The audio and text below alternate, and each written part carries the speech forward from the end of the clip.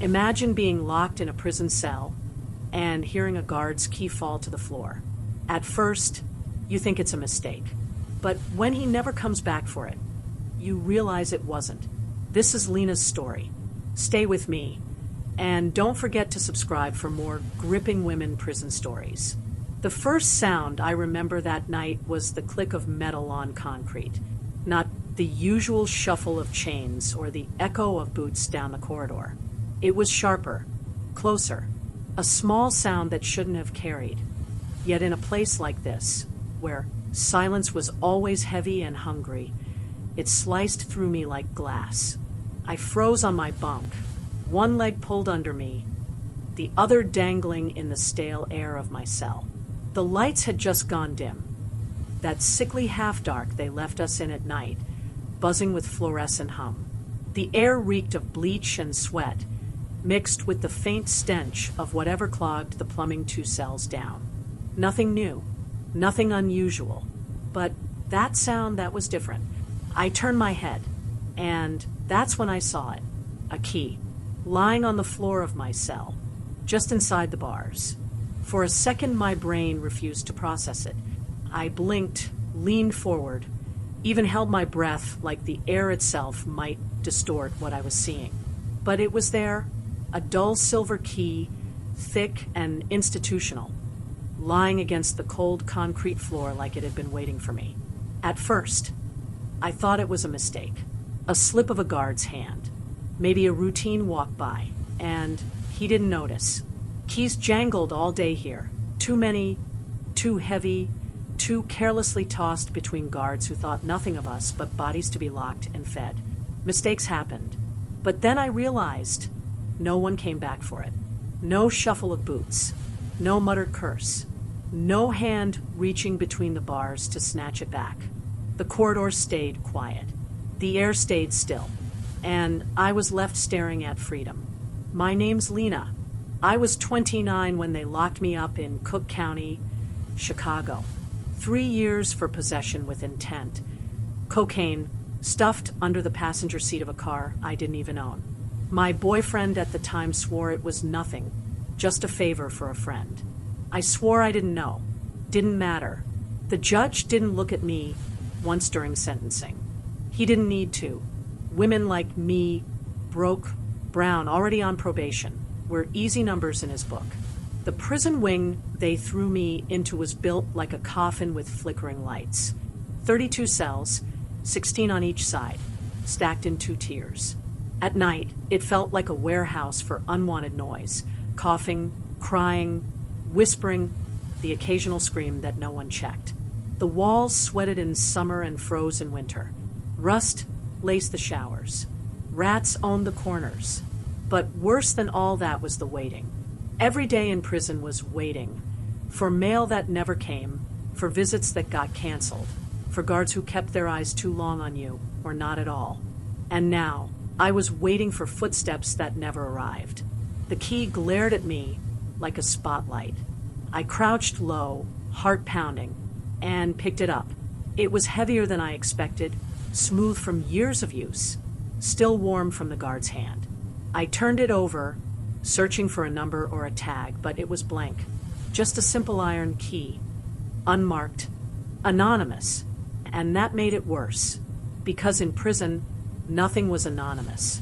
Everything was tagged, logged, signed, checked, double-checked. If this key wasn't marked, if it wasn't missed, it meant something. It meant someone left it here on purpose. The question was why. I couldn't sleep that night. Every creak of metal, every cough from the cell block, set me on edge. My bunk felt smaller, harder, like the mattress was shrinking under me. I held the key tight in my hand until the edges bit into my skin. By morning, I'd already imagined 10 different traps. Maybe a guard planted it to test me, to see if I'd try something stupid so they could slap another charge on me, keep me longer. Maybe it was a setup from another inmate, someone with a grudge, someone working with the guards. Or maybe it was what it looked like. A chance. But a chance from who? The day dragged like wet cloth. Breakfast was gray oatmeal that tasted like mop water. The yard was damp with leftover rain, puddles reflecting the razor wire overhead. I walked circles, head down, the key hidden deep in my shoe. I couldn't tell anyone. Not Marla, my cell neighbor with the sharp tongue and sharper ears. Not Gina, the lifer who dealt favors like cigarettes. Not even Tanya, the only one I halfway trusted, who slipped me notes of poems she wrote on toilet paper. Secrets in here were worth less than a pack of ramen. They'd be sold out before you finished whispering. But silence was its own prison. By afternoon, I felt like I was vibrating under my skin. Every guard's glance, every jingling set of keys, made my throat dry. Did they know? Did they already count them? Already see the gap? Then came evening, and another silence. Night fell heavy again. Fluorescent hums dimmed to that greenish twilight. I lay on my bunk staring at the ceiling, the key burning like fire in my shoe. My pulse drummed in my ears. I thought I'd imagined it all. Maybe I'd find it gone in the morning, just another cruel trick of my brain, a hallucination cooked up by isolation. But then I heard it. Steps. Slow. Deliberate. One pair. They stopped outside my cell. I didn't move. Didn't breathe. Through the corner of my eye, I saw the shadow. Tall, squared shoulders, cap pulled low. A guard. He didn't speak. Didn't rattle the bars. He just stood there, watching. I felt it, that hot pressure of eyes on me, and my stomach turned cold. Then, as quietly as he came, he walked away. No jangle of keys, no words, just the echo of boots fading down the corridor, and me alone with a key I never should have had, and a question that gnawed deeper than hunger.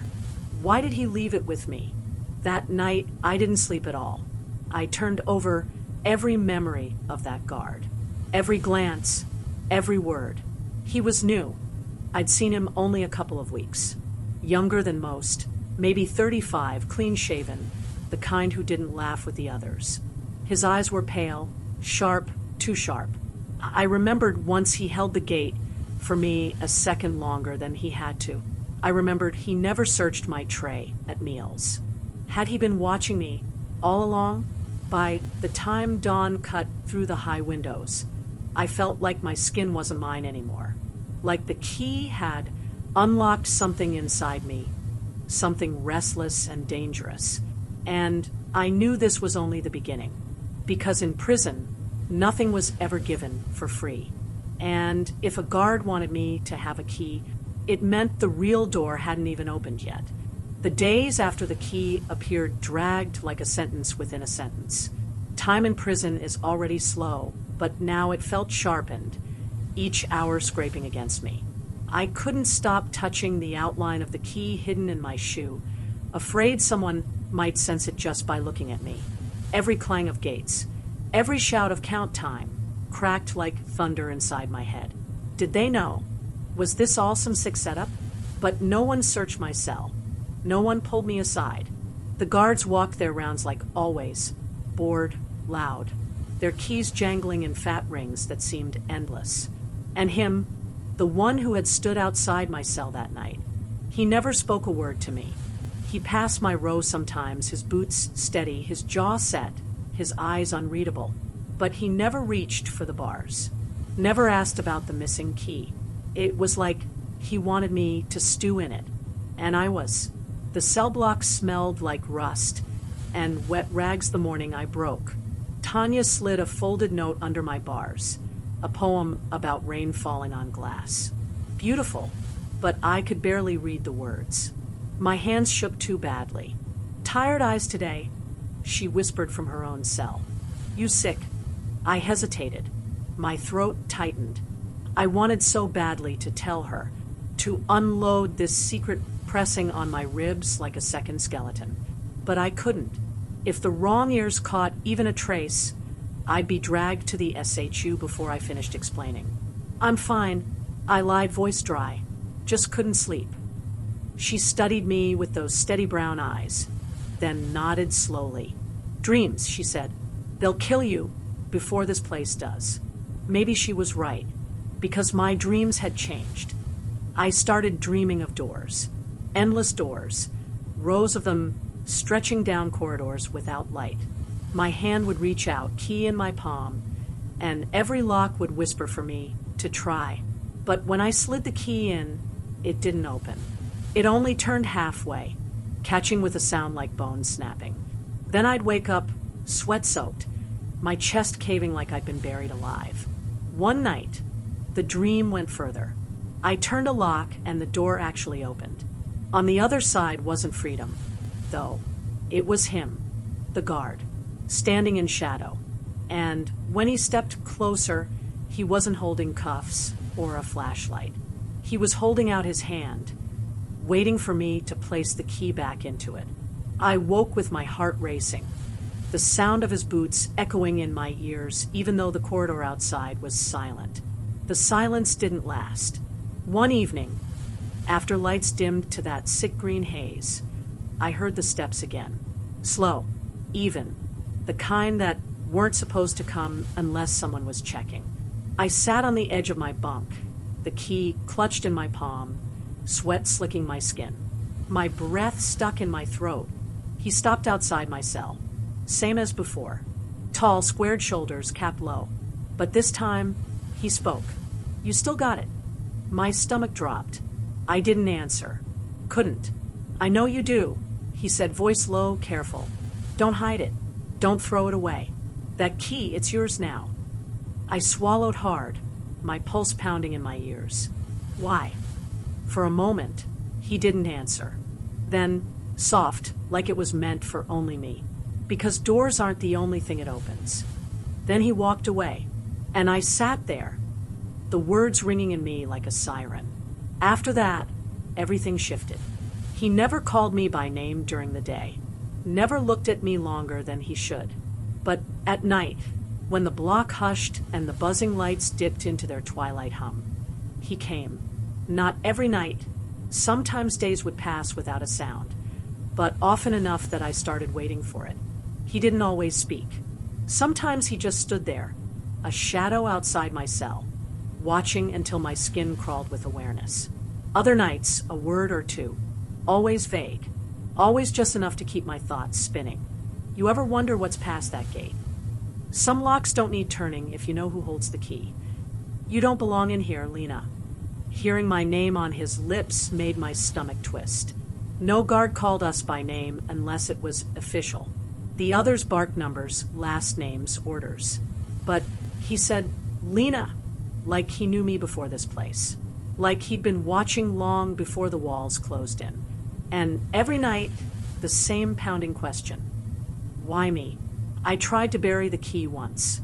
I slipped it into a crack behind the toilet, covered it with wadded tissue, flushed to wash away the dust.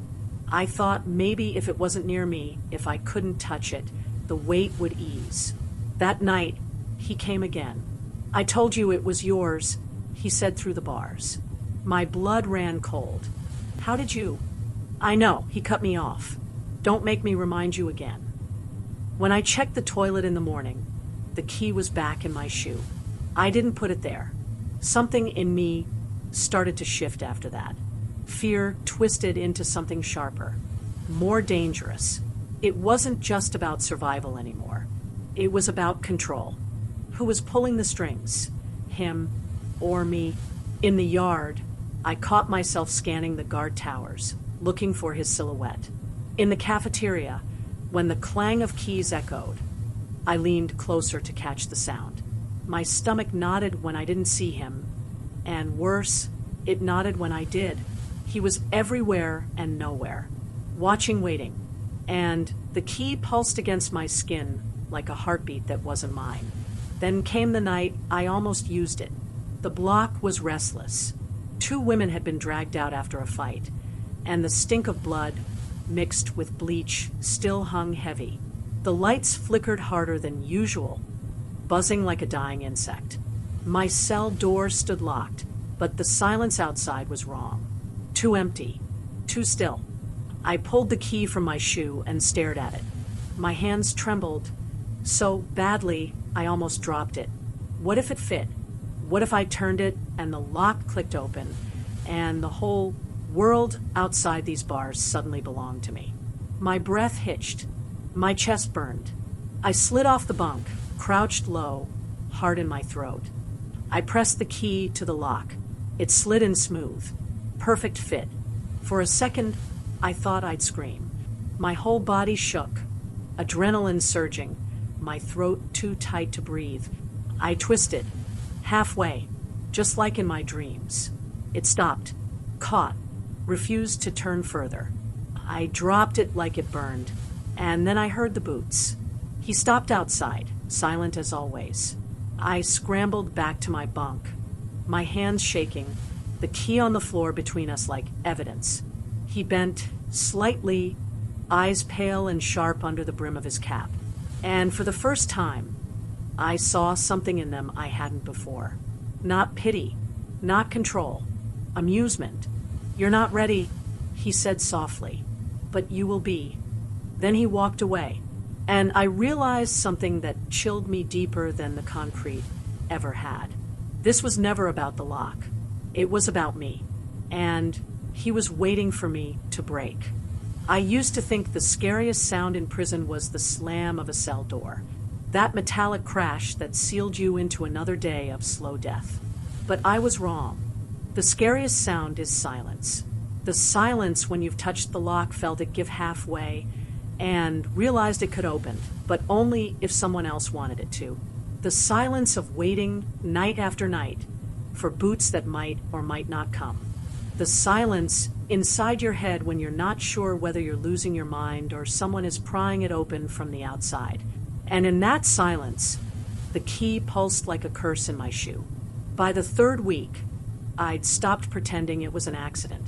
He had chosen me. For what? I still didn't know.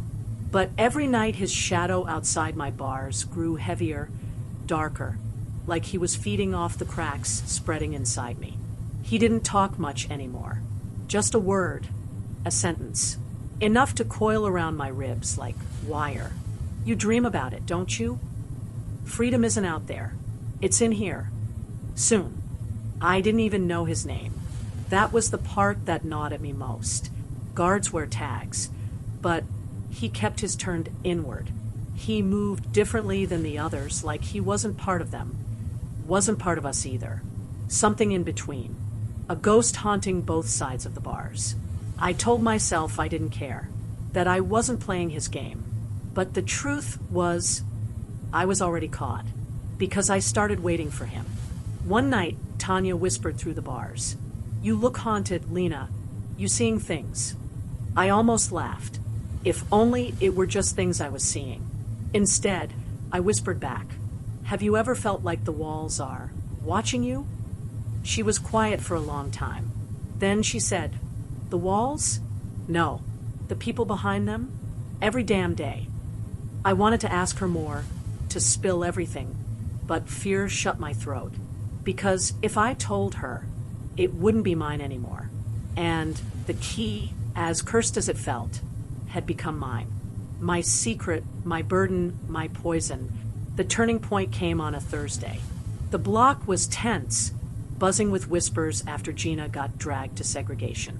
Word was she'd been caught smuggling contraband, though no one knew what.